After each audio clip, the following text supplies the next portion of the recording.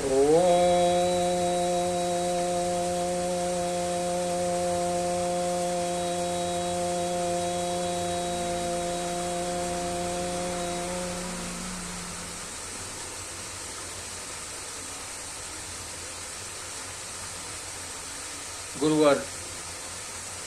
स्वामी रामदेव जी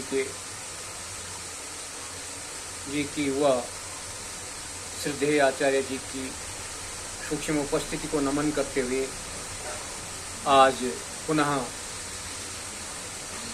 मैं आसनों के बारे में कुछ आप सबके समक्ष रखूंगा कुछ बातें, और इस तरह से विधि पूर्वक हमको योगाभ्यास करना चाहिए।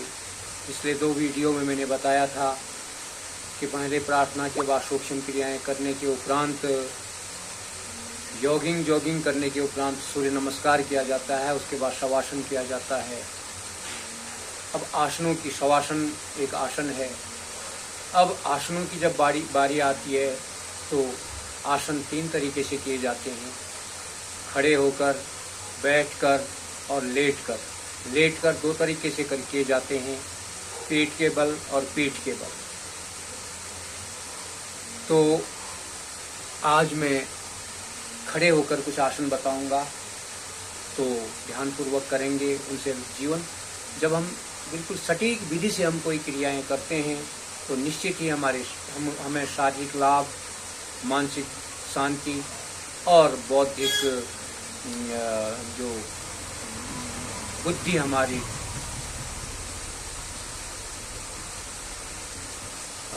बुद्धि में इसका प्रभाव पड़ता है, कुशाग्र बुद्धि हमारी होती है। और हम धीरे धीरे जब प्राणायाम, प्रत्याहार, धारणा, ध्यान की समाधि, ध्यान की ओर बढ़ते हैं तो निश्चित ही हम आत्म साक्षात्कार कर पाएंगे, ऐसा मेरा मानना है। पतंजलि योग दर्शन में भी इसी तरह से बताया गया है अष्टांग योग के विषय में। लेकिन ये जो विधि है, इस विधि को आप जरूर देखें। तो आप खड़े होकर कुछ आसनों का मैं आपको खड़े होकर ताड़ासन जरूर करना चाहिए। इससे पूरे शरीर में हमारे खिंचाव आता है और नस नाड़ियाँ खिंचती हैं और फिर ढीली होती हैं, तो व्याधि बाहर निकलती है और बच्चों की लंबाई बढ़ाने में ये सहायक है। तो हम क्या करते हैं, श्वास भरते हुए पंजों के बल खड़े हो जाते हैं। पहले सीधे खड़े होते हैं, फिर खिंचाव में लाते हैं पूरा खींचते, बस फिर करेंगे।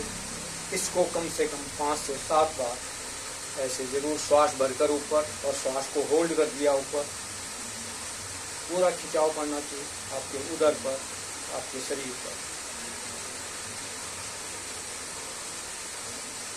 और इसी त्रियक ताड़ासन भी हम इसमें कर सकते हैं। थोड़ा पैरों को फैला देना है, इसमें हाथों को खींचा ऊपर पूरा श्वास भरकर। अब इसमें एड़ियाँ उठानी नहीं है और बगल से दाहिनी ओर को झुकना है।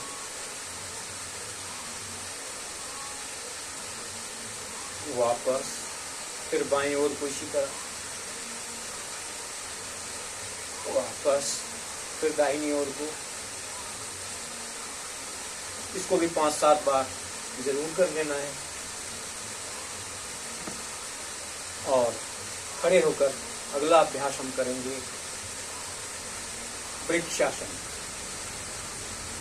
दाहिने पैर को मोड़ेंगे, एड़ी को बिल्कुल जंघा मूल से लगा देना है, यहाँ लगा देना है, जिससे कि हमारे पिंडली और जंघाएं आपस में मिल जाएं। दोनों हाथों को दाएं बाएं से लाकर ऊपर प्रणाम मुद्रा में हाथ सीधे। ध्यान रहे कि एड़ी बिल्कुल जंघा मूल से लग जाए, आपकी शिमनी नाड़ी तक पहुंचाने का प्रयास करें। एकाग्रता बढ़ेगी, इससे मेमोरी बढ़ेगी। और इसको दोनों पैरों से करना है। दूसरे पैर से भी पैर को पकड़ा, एड़ी को बिल्कुल जंघा मूल से लगा दिया, यहाँ ऐसे।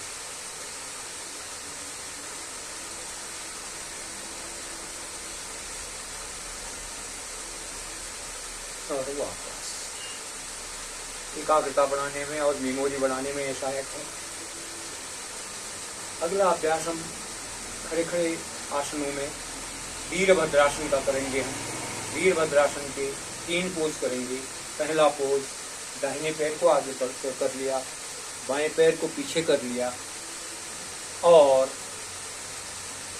बायां पैर सीधा रहेगा, दाहिना पैर मुड़ जाएगा और हम यहाँ से सीधे ऊपर जाएंगे हाथ जोड़ते हुए और सिर को ऊपर की ओर, कमर सीधी कर लेंगे ऊपर।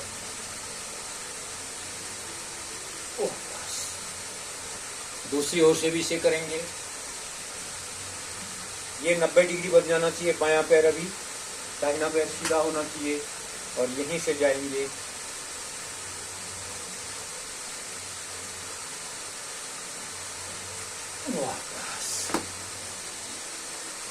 इसका दूसरा भाग है, दाहिने पैर को आगे करेंगे, बाएं पैर को पीछे से उठा देंगे और आगे की ओर प्रणाम करेंगे।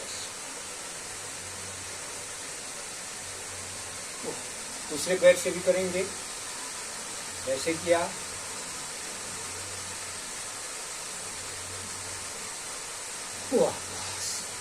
इसका तीसरा भाग है, दाहिने पैर को आगे, बाएं पैर को पीछे, हाथों को फैला दिया ऐसे। अंगुलियों के नाखूनों को देखना है, चाहे आगे की ओर मोड़े गर्दन को, चाहे पीछे की ओर। वापस दूसरे पैर से, अब बायां पैर आगे मुड़ जाएगा, दाहिना पैर सीधा रहेगा और ऐसे।